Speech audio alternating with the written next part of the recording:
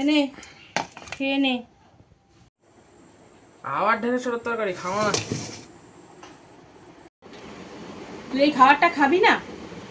এই গরমের মধ্যে আমি কত কষ্ট করে রান্নাটা করেছি, তার থেকে বড় কথা এটা রোজগার করতে টাকা লাগেনি। বাবা কত কষ্ট করে এটা রোজগার করে, এই রোদ ঝড় চলে। তার থেকেও বড় কথা, চাষিরা চাষ করে কত কষ্ট করে বলতো। তুই একটুখানি খেতে পাচ্ছিস না? তাহলে খেয়েই নিচ্ছি। অর্ডার আসে।